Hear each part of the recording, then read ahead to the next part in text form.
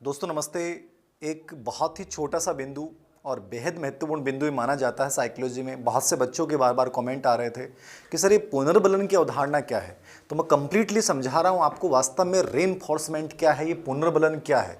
English में अपन पुनर्बलन को क्या बोलते हैं, रेनफोर्समेंट। ठीक है, तो सबसे पहले आपको समझना है कि जैसे सीटेट के अपन एग्जाम्स देखते हैं या अभी स्कूल व्याख्याता के जो पेपर हुए हैं उनमें इस छोटे से बिंदु के ऊपर लगभग 4 से 5 प्रश्न पूछे गए हैं। तो ये इतनी महत्वपूर्ण अवधारणा है। वैसे तो देखो साइकोलॉजी में बहुत सारी अवधारणाएं ऐसी हैं जो देखने में छोटी लगती हैं लेकिन उनसे प्रश्न बहुत ज़्यादा पूछे जाते हैं। और मेरा उद्देश्य रहेगा कि आपको उन कंप्लीट अवधारणाओं के बारे में, चाहे वो छोटे से शब्द हैं, आपको मैं एक एक चीज़ को एकदम से क्लियर करूं। ठीक है, तो पुनर्बलन अवधारणा क्या है, रीइंफोर्समेंट अवधारणा क्या है। सबसे पहली चीज़ आपको याद रखनी है, जब हम पुनर्बलन सिद्धांत की बात करते हैं, किसकी बात करते हैं, पुनर्बलन सिद्धांत। तो सिद्धांत की जब अपन बात करते हैं तो वहां तो कौन आता है, सीएल हल आता है, जिसको अपन प्रबलन सिद्धांत बोलते हैं। लेकिन पुनर्बलन अवधारणा को मनोविज्ञान में और अधिगम में सबसे अधिक प्रयोग करने वाले, सबसे अधिक ध्यान दिलाने वाले व्यक्ति कौन थे, स्किनर थे। कौन थे, स्किनर। याद रखना थोड़ा सा फर्क है। प्रबलन सिद्धांत की बात करते हैं वहां आता है सीएल हल। कौन आता है, हल आ जाता है। और जब अपन पुनर्बलन अवधारणा रेनफोर्समेंट कॉन्सेप्ट की बात करते हैं, यानी पुनर्बलन पे सबसे अधिक बल किसने दिया है, स्किनर ने दिया है। स्किनर का सिद्धांत बेहद महत्वपूर्ण सिद्धांत माना जाता है, जिसको अपन क्रिया प्रसूत अनुबंधन, ऑपरेट कंडीशनिंग थ्योरी बोलते हैं। वो अलग डिटेल से मैं समझाऊंगा आपको। यहाँ केवल अपनी इस अवधारणा को समझ रहे हैं। तो स्किनर की अवधारणा है पुनर्बलन अवधारणा। समझना है, किसी बिंदु को पढ़ें, पढ़ने से पहले माइंड में इमेज क्रिएट करें कि वास्तव में मैं इसको क्यों पढ़ूं, ये महत्वपूर्ण है कि नहीं। जैसा मैंने कहा कि बहुत महत्वपूर्ण है। पिछले 1 साल में यहाँ से खूब सारे प्रश्न आ रहे हैं। अब प्रश्न कैसे आ रहे हैं, प्रश्नों की प्रकृति को समझना पड़ेगा कि मैं कैसे इस बिंदु को पढ़ के जाऊं ताकि मेरा कोई भी क्वेश्चन किसी भी रूप में गलत नहीं हो। इसलिए हमें एग्जाम पैटर्न को समझना पड़ता है। तो सबसे पहली चीज मैंने क्या बताई, स्किनर ने अवधारणा दी है पुनर्बलन की अवधारणा। प्रश्न यहाँ से जो पूछे जाते हैं वो दोस्तों 2 से 3 टाइप के प्रश्न पूछे जाते हैं। सबसे पहला प्रश्न आपसे ये पूछेगा कि रेनफोर्समेंट का मतलब क्या है, पुनर्बलन का मतलब क्या है। देखिए, पुनर्बलन का शाब्दिक अर्थ होता है किसी क्रिया को करने से, ठीक है, अनुक्रिया की जब शक्ति में वृद्धि होती है, कोई भी क्रिया कार्य को करने से, जिस उद्दीपक के देने से उस क्रिया करने की जब शक्ति वृद्धि हो जाती है, यानी बढ़ जाती है, बढ़ोतरी हो जाती है, तो किसी क्रिया की करने की शक्ति में जब वृद्धि जो करता है उस अवधारणा को अपन क्या बोलते हैं, पुनर्बलन बोलते हैं। क्या बोलते हैं, पुनर्बलन। तो क्रिया की शक्ति में जो वृद्धि करने वाली अवधारणा है वो कॉन्सेप्ट कहलाता है रीइंफोर्समेंट। समझ में आ गया पुनर्बलन क्या है, यानी जिसके देने से हमारी अनुक्रिया की शक्ति बढ़ जाती है वो रीइंफोर्समेंट कहलाता है, पुनर्बलन कहलाता है। ये तो इसका सामान्य अर्थ है। क्वेश्चंस कैसे आते हैं यहाँ से, तो प्रश्न पूछने का जो एग्जामिनर का तरीका है वो आजकल, पहले नॉर्मल प्रश्न पूछता था कि साहब पुनर्बलन की अवधारणा को सबसे अधिक महत्व किस सिद्धांत में दिया गया है, स्किनर ने दिया है। सिद्धांत का नाम क्या है, क्रिया प्रसूत अनुबंधन सिद्धांत। ठीक है, लेकिन आजकल इसके अंदर से प्रश्न पूछ रहा है कि वास्तव में ये पुनर्बलन क्या है। इसको थोड़ा सा आपको क्या करना है, समझना है। क्या करना है, इसको आपको हल्का सा समझना है पूरा का पूरा। ये क्या है पुनर्बलन, तो इसको समझिए थोड़ा सा। पुनर्बलन की जब अपन बात करते हैं तो पुनर्बलन 2 प्रकार का होता है दोस्तों। कितने प्रकार का होता है, 2 प्रकार का होता है। एक होता है सकारात्मक। कौन सा होता है, सकारात्मक। और एक होता है दोस्तों नकारात्मक। मुख्य रूप से जब प्रकार के अपन चर्चा कर रहे हैं तो 2 प्रकार हो गए, एक पॉजिटिव हो गया और दूसरा क्या हो गया, नेगेटिव हो गया। प्रश्न दोनों पे पूछे जाते हैं, अंडरस्टैंडिंग वाला प्रश्न आएगा, समझना है। सकारात्मक पुनर्बलन का मतलब क्या है, सकारात्मक पुनर्बलन का मतलब है कि किसी उद्दीपक को देने से उस अनुक्रिया की जब बढ़ोतरी हो जाती है, मतलब जिसको देने के बाद वो अनुक्रिया जो है हम बहुत जल्दी करना शुरू कर देते हैं, 2 घंटे का कार्य हम 1 घंटे में करना शुरू कर देते हैं, इसका मतलब वो पुनर्बलन कौन सा है, सकारात्मक। लेकिन केवल सकारात्मक के अर्थ के ऊपर प्रश्न नहीं पूछेगा, आपको इसकी गहनता से इसके अंदर जाना पड़ेगा कि वास्तव में इस पर प्रश्न कैसे पूछेगा। सकारात्मक का मतलब क्या हो गया, प्रशंसा दे रहे हैं, पुरस्कार दे रहे हैं, धन संपत्ति, ये सब जो हैं ये अपने क्या है, पॉजिटिव रेनफोर्समेंट है। धनात्मक भी आप इसको कह सकते हैं। क्या कह सकते हैं, धनात्मक कह दीजिए, एक ही बात है, कोई फर्क नहीं पड़ता। ठीक है, सकारात्मक, धनात्मक, पॉजिटिव। तो सकारात्मक धनात्मक मतलब क्या है, जिसके देने से अनुक्रिया की संभावनाएं बढ़ जाती हैं, यानी उद्दीपक के देने से अनुक्रिया की जो गति है वो बढ़ जाती है, वो पॉजिटिव है, सकारात्मक है, धनात्मक है। अब प्रश्न यहां से नहीं आ रहा, प्रश्न यहां से आ रहा है कि इसके 2 प्रकार हैं। कितने प्रकार हैं, 2 प्रकार। एक होता है प्राथमिक, प्राइमरी, और एक होता है द्वितीयक। द्वितीयक मतलब सेकेंडरी, इसको आप गौण भी कह सकते हैं, एक ही बात है, ठीक है। अब इन दोनों को समझना है, प्रश्न यहां से पूछेगा। कई बार ऐसा प्रश्न आया, जैसे 2017-18 का जो केवीएस का पेपर था उसमें एक प्रश्न पूछा गया कि एक टीचर बच्चे को प्रशंसा प्रदान करता है, वो कौन से प्रकार का पुण्य बलन है, वो प्राथमिक है या द्वितीयक है। एक टीचर क्लास में बच्चा जब फर्स्ट आता है तो उसको एक गोल्ड मेडल प्रदान करता है, पुरस्कार देता है, वो कौन सा है, प्राथमिक या द्वितीयक। तो हमारे जेहन में बार बार ये चीज आता है कि यार प्रशंसा दे रहा है, पुरस्कार प्रदान कर रहा है, तो वो क्या होगा, प्राथमिक। नहीं, वो प्राथमिक नहीं होगा। क्यों नहीं होगा, इनका अर्थ समझना पड़ेगा आपको। तो ऐसे प्रश्न आ रहे हैं, सकारात्मक का मतलब पूछ लिया आपको, पॉजिटिव क्या है। पॉजिटिव के दो प्रकार हैं, प्राथमिक और द्वितीयक। प्राथमिक का मतलब क्या होगा, प्राथमिक का मतलब होता है कि जो हमारी जैविक आवश्यकताओं की पूर्ति करते हैं। कौन सी आवश्यकताओं की पूर्ति करते हैं, जो हमारी जन्मजात या जैविक आवश्यकताओं की पूर्ति करते हैं, वो पुण्य बलन कौन सा कहलाता है, प्राथमिक कहलाता है। समझ में आ रही है बात। आपको भूख लग रही है और मैंने आपको भोजन दिया, ये आपके लिए कौन सा पुण्य बलक है, प्राथमिक है। आपको प्यास लग रही है और मैंने पानी पिलाया, कौन सा पुण्य बलक है, प्राथमिक पुण्य बलक है, ठीक है। आपको नींद आ रही है और मैंने आपके सोने की व्यवस्था कर दी, कौन सा पुण्य बलक है, प्राथमिक है। तो जहां जैविक आवश्यकताओं की पूर्ति होती हो, हमारी शारीरिक आवश्यकताओं की जहां पूर्ति होती हो, चाहे वो भोजन है, चाहे वो पानी है, चाहे वो काम है, चाहे वो नींद है, चाहे वो मलमूत्र त्याग है, ये सब कौन सा पुण्य बलक कहलाएगा दोस्तों, प्राथमिक कहलाएगा। समझ में आ गया। प्राथमिक का तात्पर्य क्या है, जो जन्मजात आवश्यकताओं की पूर्ति करता है वो पुण्य बलक कौन सा कहलाता है, प्राथमिक कहलाता है। द्वितीयक को आपको समझना है, द्वितीयक का मतलब सेकेंडरी, सेकेंडरी का मतलब गौण। अब प्राथमिक के अंतर्गत तो क्या हो गया, जैविक आवश्यकताओं की पूर्ति करने वाले सब पुण्य बलन कौन से हो गए, प्राथमिक हो गए। द्वितीयक या गौण का मतलब क्या समझना आपको, द्वितीय का मतलब ये होता है कि जैसे मैंने आपको पूछा कि एक टीचर ने बच्चे को प्रशंसा प्रदान की, पुरस्कार प्रदान किया, वो कौन सा पुण्य बलक है, तो जो प्रशंसा और पुरस्कार है वो याद रखना कौन सा हो जाएगा, द्वितीयक हो जाएगा, सेकेंडरी हो जाएगा। समझ में आ रहा है। प्राथमिक वो होता है जो जन्मजात आवश्यकताओं की पूर्ति करता है, उसको अपन प्राथमिक बोलते हैं, चाहे वो भोजन, पानी, काम, नींद, मलमूत्र त्याग, ये सब हमारे प्राथमिक पुण्य बलक हैं। और द्वितीय कौन से होते हैं, जो टीचर एक प्रशंसा प्रदान करता है, पुरस्कार प्रदान करता है, ठीक है। ये सब जो पुण्य बलन होते हैं वो हमेशा किस में होते हैं, द्वितीयक में। एग्जाम्पल कैसा भी पूछ सकता है, कॉन्सेप्ट क्लियर होना चाहिए साहब। प्राथमिक का मतलब जैविक आवश्यकताओं की पूर्ति करने वाला, द्वितीय का मतलब जो बाहरी रूप से टीचर द्वारा दी जाता है वो पुण्य बलक कौन सा होता है, द्वितीयक। ये क्लियर है, कोई डाउट है किसी को, नहीं है, वेरी गुड, ठीक है। अब अपन बात कर रहे हैं यहाँ पे नकारात्मक, ठीक है। नकारात्मक के ऊपर बहुत से बच्चों में कंफ्यूजन रहता है कि साहब ये नकारात्मक पुण्य बलन क्या होता है। पॉजिटिव में तो क्या होता है, जिस उद्दीपक को देने से अनुक्रिया करने की संभावनाएं बढ़ जाती हैं, जिसमें प्रशंसा भी है, पुरस्कार भी है, धन भी है, भोजन भी है, सब आ गए, ठीक है। नकारात्मक को थोड़ा सा समझिएगा आप। कई बच्चे नेगेटिव का मतलब, नकारात्मक का मतलब अलग वे में ले जाते हैं। नकारात्मक का मतलब है इसको पॉजिटिव में तो क्या कर रहे हैं, उसको देने से अनुक्रिया की संभावना बढ़ती है, और नकारात्मक में क्या आ जाएगा, जिसके हटाने से अनुक्रिया की संभावना बढ़ जाती है।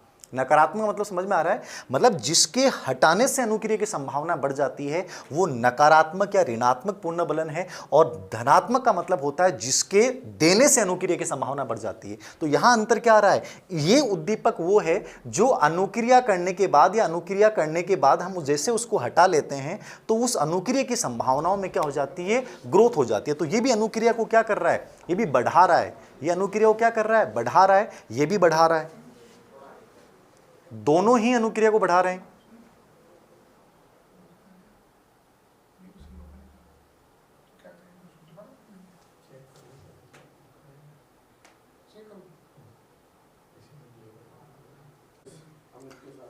चालू हो गया। तो दोस्तों धनात्मक में हमने क्या पढ़ा, प्राथमिक क्या होता है, जैविक क्या होता है, इनकी अपनी चर्चा कर ली। और द्वितीय का मतलब गौण जो बाहरी रूप से टीचर द्वारा प्रदान किया जाता है। तो नकारात्मक का मैं बता रहा था आपको, नकारात्मक का तात्पर्य क्या होता है, जिसके हटने से अनुक्रिया की संभावनाएं बढ़ जाती हैं। पॉजिटिव में तो क्या हो रहा है, हम बढ़ा रहे हैं, दे रहे हैं, उससे अनुक्रिया की संभावना बढ़ती है। और नकारात्मक का मतलब है जिसके हट जाने से अनुक्रिया की संभावनाएं बढ़ जाती हैं। समझ में आ रहा है। जैसे तेज धूप, अभी स्कूल व्याख्या था, कॉमर्स में प्रश्न आया था, तेज धूप है, उस तेज धूप से बचने के लिए हमने काला चश्मे का प्रयोग किया, तो ये कौन सा पुण्य बलक है, ये है तो नकारात्मक, ये पुनर्बलन तो नकारात्मक है, लेकिन उस तेज धूप से बचने के लिए उसका प्रयोग किया तो वो आप हटा रहे हो वातावरण से, उसको क्या कर रहे हो, हटा रहे हो, तो जिसके हटने से अनुक्रिया की संभावनाएं बढ़ जाती हैं। भी सर्दी से बचने के लिए अपन हीटर का प्रयोग कर रहे हैं, सर्दी से बचने के लिए अपन 19 स्वेटर का प्रयोग कर रहे हैं, मतलब उस सर्दी को अपन हटा रहे हैं, किसके द्वारा, दूसरे के द्वारा, ठीक है।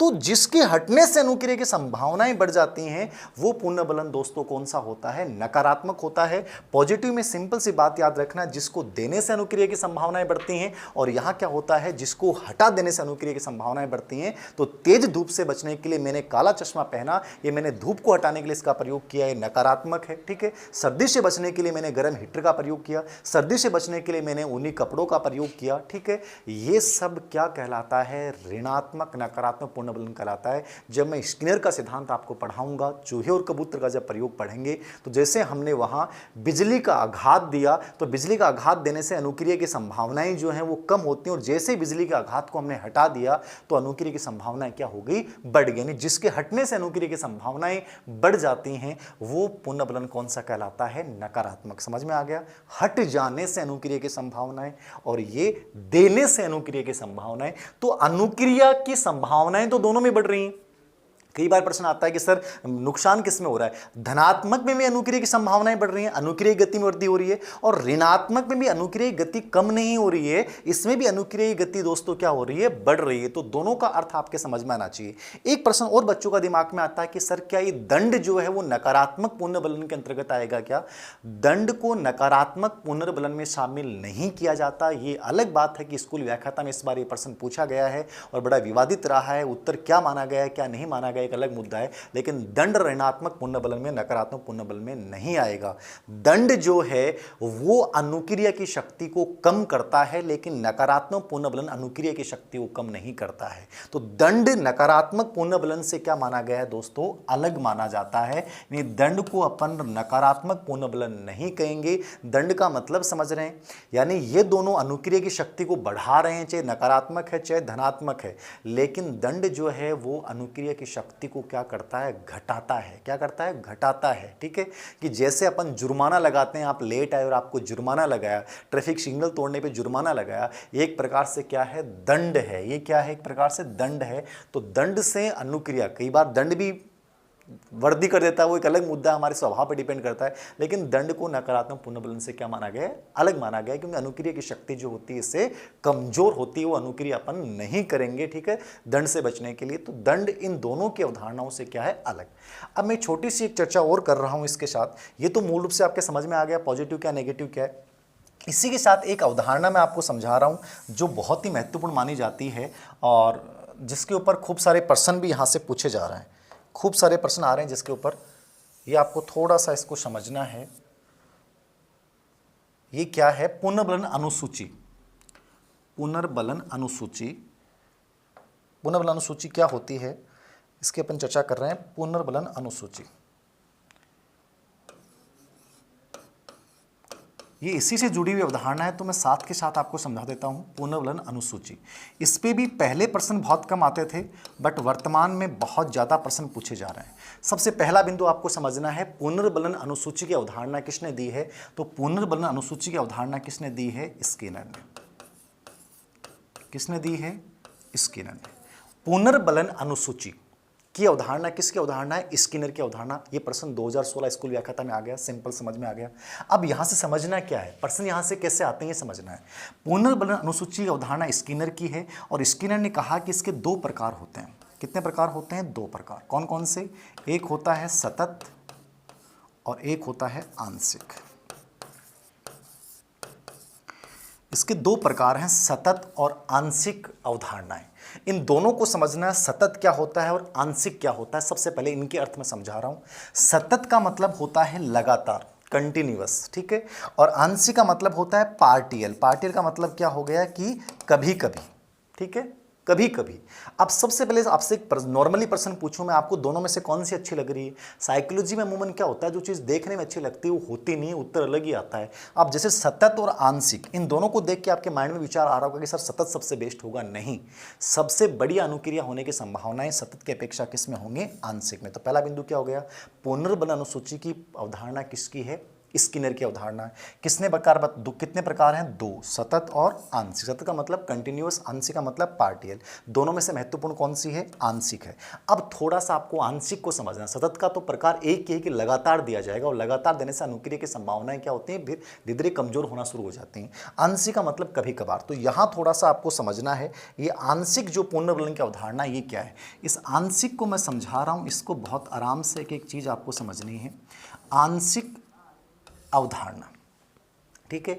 ये जो आंशिक पुनर्बलन की अवधारणा है, अनुसूची है, इसके अपन 4 प्रकार समझ रहे हैं। कितने प्रकार पढ़ रहे हैं? 4 प्रकार। ये बेहद महत्वपूर्ण है। सतत का मतलब लगातार, आंशिक का मतलब कभी कभार। इसके अंतर्गत अपन आंशिक के अंतर्गत 4 प्रकार पढ़ेंगे।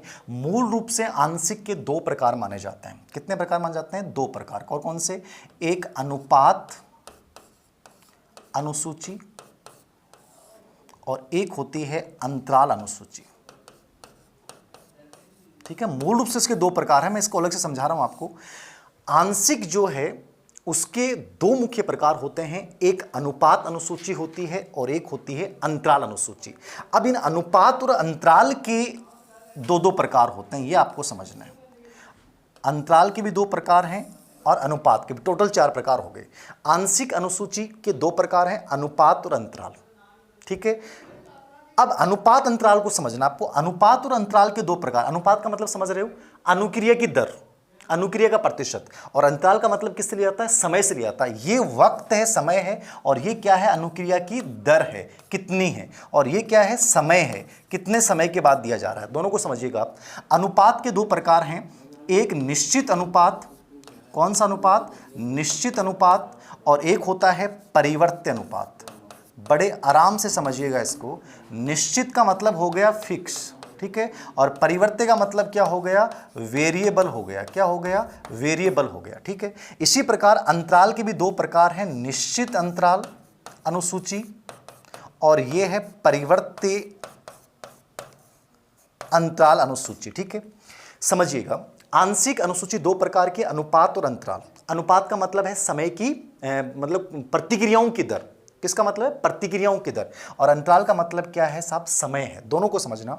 निश्चित फिक्स क्या होती है? परिवर्त्य। निश्चित का मतलब क्या है? एक निर्धारित दरों की संख्या निश्चित है। समझिए, मैं प्रत्येक बच्चे को हर 5वें, 10वें और 15वीं अनुक्रिया पे पुनर्बलन देता हूं। मैंने फिक्स कर रखा है 5, 10 और 15। सर का फिक्स है, धीर सर का, कि वो 5वीं, 10वीं और 15वीं अनुक्रिया पुनर्बलन देंगे, निश्चित है। कभी मैं दूसरी पे देता हूं, कभी चौथी पे देता हूं, कभी 20वीं पे देता हूं, मतलब फिक्स नहीं है। यहां मेरा फिक्स हो गया। बेहतरीन कौन सी होगी? फिक्स होगी या वेरिएबल होगी? आपके तुरंत दिमाग में आएगा। मेरा निश्चित है कि मैं हर 5वें उत्तर पे, हर 10वें उत्तर पे, हर 15वें पे पुनर्बलन दे रहा हूं। ये मेरा कौन सा? फिक्स है। जबकि कभी दूसरे पे, कभी 4 पे, कभी 25वें पे दे रहा हूं, ये कौन सा हो गया? परिवर्त्य। समझ में आ रहा है? बेहतरीन कौन सी हो जाएगी? परिवर्त्य हो जाएगी। जब आपको ऑलरेडी पता है कि यार सर का तो पता है, तो वहां आपका इंटरेस्ट खत्म हो जाएगा। लेकिन जब आपको पता नहीं कि सर कौन से उत्तर पे पुनर्बलन देंगे, मतलब वहां रोमांच बना रहेगा। इसलिए सबसे बेहतरीन अनुसूची कौन सी होती है? परिवर्त्य होती है। समझ में आ रहा है? समझ में आ रहा है कि मैंने फिक्स नहीं कर रखा है, मेरे पता नहीं किस उत्तर पे मैं पुनर्बलन दे दूं और किस पर नहीं दे दूं। ये परिवर्त्य है, और परिवर्त्य होने से बच्चों में रोमांच रहता है। इसलिए अनुक्रिया की संभावनाएं सबसे बेस्ट जो होती है, वो चारों में सबसे बेस्ट ये होती है परिवर्त्य अनुपात। भाई अंतराल से बेहतर कौन सा है? अनुपात है, क्योंकि प्रत्येक दर है, ये समय है। तो इनमें सबसे बेस्ट कौन सी होगी? परिवर्त्य, जो बदलता रहता है, और ये क्या है? फिक्स है। समझ में आ रहा है? अंतराल में समझिए, अंतराल का मतलब यहां किससे लिया गया? समय से। अंतराल के 2 प्रकार हैं, निश्चित अंतराल, परिवर्त्य अंतराल। ये फिक्स है। मैं प्रत्येक बच्चे को 10 मिनट बाद में पुनर्बलन देता हूं, 20 मिनट बाद में देता हूं, 1 महीने बाद देता हूं, 1 वर्ष बाद देता हूं। फिक्स है धीर सर का कि वो हर 20 मिनट बाद में पुनर्बलन देंगे। क्या हो गया? निश्चित अंतराल हो गया। परिवर्त्य का मतलब क्या है? कभी मैं 2 मिनट पे, कभी 10 घंटे पे, कभी 25 घंटे पे पुनर्बलन देता हूं। ये कौन सा है? परिवर्त्य। यहां फिक्स नहीं है, ये बदलता रहता है। तो निश्चित में फिक्स है और ये बदलता रहता है। बेहतरीन कौन सा हो जाएगा? जो बदलता रहता है। क्या होता था? बदलता रहता है। अब इसको समझिए। पुनर्बलन अनुसूची 2 प्रकार की, सतत और आंशिक। आंशिक के 2 प्रकार, अनुपात, अंतराल। अनुपात का मतलब क्या है? दर है। अंतराल का मतलब समय है। अनुपात के 2 प्रकार हैं, निश्चित अनुपात, परिवर्त्य अनुपात। अंतराल के 2 प्रकार हैं, निश्चित और परिवर्त्य। समझना कैसे है? केवीएस में एक प्रश्न आया, एक अध्यापक को प्रत्येक महीने की 30वीं तारीख को निर्धारित वेतनमान पुनर्बलन के रूप में दिया जाता है, कौन सी अनुसूची है? प्रश्न पूछा गया, आपका उत्तर क्या होगा चारों में से? बताइए क्या होगा? निश्चित रूप से क्या होगा? निश्चित अंतराल, प्रत्येक महीने की 30 तारीख को, मतलब समय व्यक्त हो रहा है तो वो क्या हो गया? निश्चित हो गया। उसमें ये लिखा आता है कि कभी 5 तारीख को, कभी 10 तारीख को वेतनमान दिया जाता है, तो क्या हो जाता? परिवर्ते। समय जहां आएगा वहां अंतराल है, और जो निश्चित समय आएगा वो निश्चित अनुपात है, जो बदलता रहता है वो क्या है? परिवर्ते। यदि यही प्रश्न ऐसे पूछा जाता कि एक अध्यापक को परीक्षा परिणाम के आधार पर, उसके रिजल्ट के आधार पे, उसकी अनुक्रिया, उसके परफॉर्मेंस के आधार पे पुनर्बलन दिया जाता है, तो वो क्या हो जाएगा? कभी 60% परीक्षा परिणाम पे, कभी 80% परीक्षा परिणाम पे, वो तो हो गया परिवर्ते। और एक रेशियो बना रखा है कि साहब जिनका भी 100% रिजल्ट रहेगा उनको ये दिया जाएगा, वो क्या है? निश्चित है, फिक्स है। जबकि परिवर्ते मतलब जिसमें बदलता रहता है, कभी 80% पे दिया जा रहा है, कभी 90% पे दिया जा रहा है, ये क्या कहलाएगा? परिवर्ते। समझ में आ गया? निश्चित फिक्स है, परिवर्ते बदलता रहता है। अनुपात मतलब दर है, अनुक्रियाओं की संख्या है, और अंतराल का मतलब है समय है। ये एक छोटा सा बिंदु था, बेहद महत्वपूर्ण बिंदु था। बहुत से बच्चे निवेदन कर रहे थे कि सर साइकोलॉजी का पूरा कोर्स उपलब्ध करवाओ, तो ये बहुत जल्दी मैं विथ एनिमेशन के साथ, पूरी पिक्चर क्वालिटी के साथ, कि आपके माइंड में साइकोलॉजी को बहुत उदाहरणों के द्वारा हर चीज़ एकदम से आपको महसूस हो, ये मेरा प्रयास रहेगा। बहुत जल्दी वीडियो रिकॉर्डिंग शुरू हो चुकी है। चैनल पे भी कुछ चीज़ें मैं डालता रहूँगा, बहुत सारे वीडियोस लगभग डालता रहूँगा। गरीब जो बच्चे होंगे, जिन बच्चों को लगता है कि सर हम खरीद नहीं सकते, वैसे तो बहुत ज़्यादा फीस इसकी रहेगी नहीं, उन बच्चों के लिए मैं ऑफलाइन जैसे शुरू होगा तो उसमें मैंने पहले प्रयास किया है कि मैं निःशुल्क बच्चों को पढ़ाऊं। यूट्यूब पे भी लगभग चीज़ों को मैं क्लियर करवाने की कोशिश करूंगा पूरी। और जिन बच्चों को पूरा कोर्स एक साथ चाहिए, उन बच्चों के लिए पूरा ये विथ एनिमेशन के साथ, पूरा कंप्लीटली एक पिक्चर क्वालिटी के साथ, के साथ साथ में आपके माइंड में हर चीज़ एक पिक्चर के रूप में बनती जाए, ये मेरा प्रयास है। तो बहुत जल्दी मिशन के ऐप के ऊपर ये पूरा कोर्स जो है उपलब्ध करवाने का हमारा एक प्रयास रहेगा। अभी ये चल रहा है, जल्दी आप लोग इसको देखेंगे। तो इस वीडियो के माध्यम से मुझे उम्मीद है कि आपको सब कुछ समझ में आ गया होगा। बहुत जल्दी ऐसे जो टेक्निकल अवधारणाएं हैं, जिनमें से बहुत सारे प्रश्न आते हैं, उनको भी मैं क्लियर करने की कोशिश करूंगा। बहुत बहुत धन्यवाद। कोशिश कीजिए कि ये जो वीडियो आप देखते हैं, अधिक से अधिक अपने साथियों को ज़रूर शेयर करा करो। धन्यवाद।